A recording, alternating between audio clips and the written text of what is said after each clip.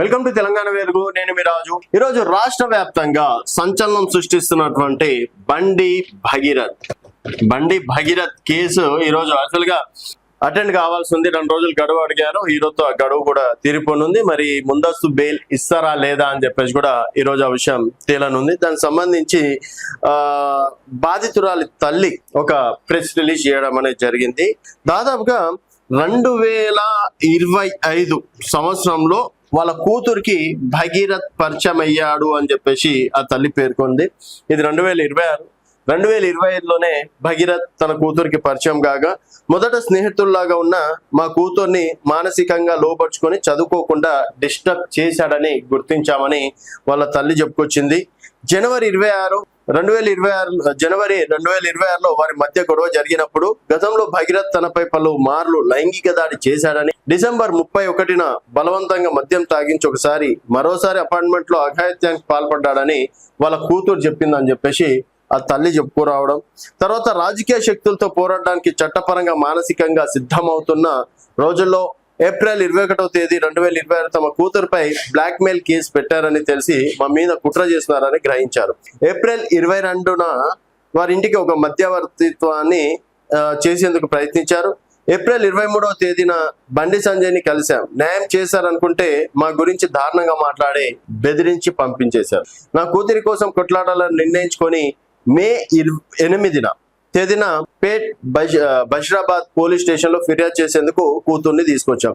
ఇక్కడ మే 8 సో పేట్ police station లో ఫిర్యాదు చేసేందుకు తీసుకొచ్చారు. కానీ అక్కడ పోలీసులు ఎంత వేడుకున్నా ఫిర్యాదు తీసుకోకుండా గంటల తరబడి మమ్మల్ని బ్లాక్మెయిల్ చేశారు. సో ఈరోజు మే 15. సో వాళ్ళు కంప్లైంట్ ఇచ్చింది ఎప్పుడు? మే 8. ఎన్నోసార్లు బతిమలాడిన తర్వాత ఎట్టకలకు బండి భగీరథ్ మీద ఎఫ్ఐఆర్ నమోదు చేశారు. సో మొత్తానికి బతిమలాడడం, బండి భగీరథ్ పైన ఎఫ్ఐఆర్ నమోదు చేయడం అనేది జరిగింది. మొదలు బండి భగీరథ్ మీద బెయిల్ వచ్చేలా సెక్షన్లు పెట్టినా మా కూతురు స్టేట్మెంట్ రికార్డ్ చేశాక సెక్షన్లు మార్చారని చెప్పేసి కూడా చెప్పారు. అయితే మేము పేట్ బషీరాబాద్ పోలీస్ స్టేషన్ లో వేచి ఉన్న సమయంలో మా కూతురుపై కరీంనగర్ 2 టౌన్ పోలీస్ స్టేషన్ లో బండి భగీరథ్ కేసు పెట్టాడని తెలిసింది. సో ఇక్కడ వీళ్ళు కేసు పెట్టారని కరీంనగర్ లో బండి భగీరథ్ అక్కడ కేసు పెట్టాడని చెప్పేసి చెప్పింది.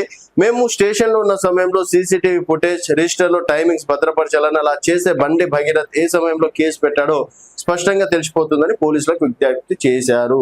సో మొత్తానికి మరి ఇక్కడ వీళ్ళు మే 8 నాడు కేసు పెట్టడం అనేది జరిగింది. సో వీళ్ళు వచ్చి కేసు పెట్టిన తర్వాత బండి భగీరథ్ కేసు పెట్టాడా, లేకపోతే దానికన్నా ముందే బండి భగీరథ్ కేసు పెట్టాడా?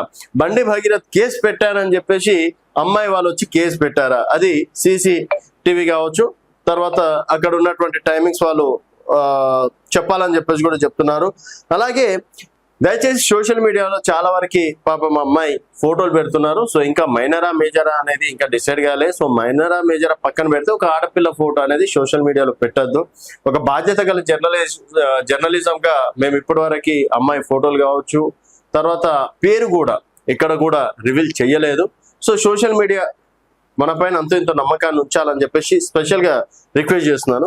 అలాగే మరోవైపు ఆమె డేట్ ఆఫ్ బర్త్ గురించి అనేక వాదనలు వినిపిస్తున్నాయి. డాక్యుమెంట్లలో ఉండే డేటా నా కూతురు అనుభవించిన క్షోభను చెరిపివేయలేదు. సో పోక్సో కేసులో నమోదైన ఎఫ్ఐఆర్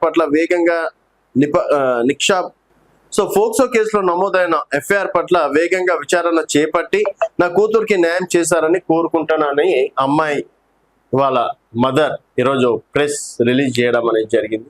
సో మరి ఇక్కడ చాలా వరకు ఏంటంటే అమ్మాయిది తప్పు ఉంది, అమ్మాయి ఇష్టపూర్వకంగానే వచ్చిందని చెప్పేసి కొంతమంది వాదన, కొంతమంది మాత్రం బండి భగీరథ్ తప్పు చేశారని కొంతమంది వాదన. సో వాళ్ళిద్దరి మధ్యలో ఏప్రిల్లో జరిగినటువంటి ఇష్యూ అప్పుడే సాల్వ్ చేసుకుంటే ఈరోజు ఇంతవరకు వచ్చేది కాదు. సో బండి సంజయ్ గారు ద గ్రేట్ లీడర్, ఆ విషయంలో మాత్రం ఒప్పుకోవాలి.